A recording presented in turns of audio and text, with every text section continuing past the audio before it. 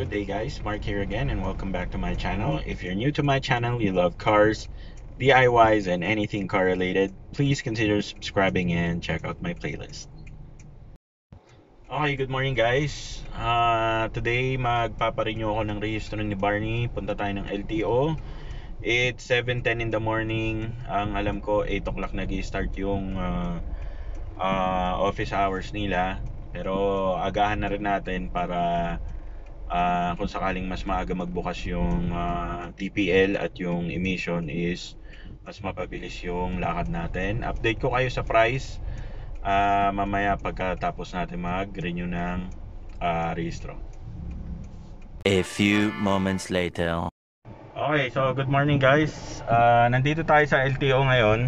So hindi pa pala marirehistro si Barney kasi scheduling basis sila. Between June 24 and July 3 pa tayo babalik dito. Pero nakapag gawa na ako ng TPL at emission. So pagbalik ko dito ng June 24, magbabayad na lang ako. So nakuha ko naman na yung presyo nung lahat ng babayaran. So ito yung TPL guys na bago. Okay. Tapos ito yung emission ko na bago. Ayan guys. Yan yung bago. Fast.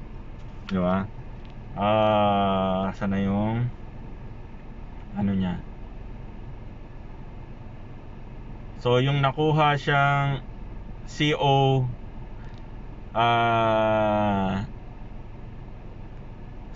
level 0.03.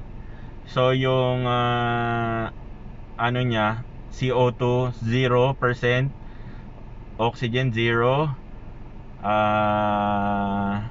So basically negative lahat. Kumbaga pasado.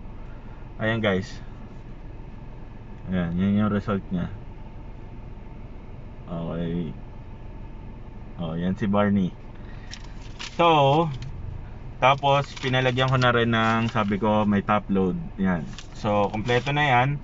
Tapos ang binigay na presyo sa akin ni ate, yung sa TPL kasi siya yung gumagawa sa TPL, tapos may nakausap ako isa sa admin. So ang breakdown guys, yung MVUC 16, computer fee 170, sticker 60, top load 100, smoke emission 500, at yung TPL insurance ay 12. Yan.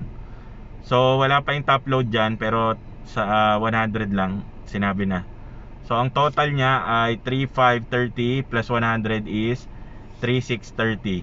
So lahat-lahat. That's the brand new registration para sa Eon ngayong 2020. Given na may top load kayo at walang penalty. Okay? So yun lang. Thank you sa pagsama guys.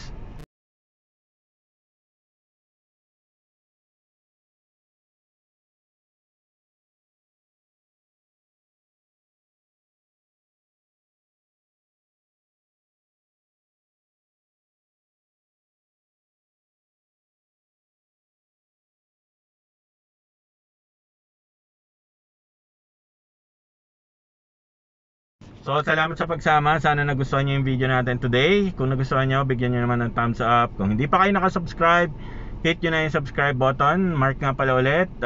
Stay safe, stay home, at kita-kits sa susunod na video.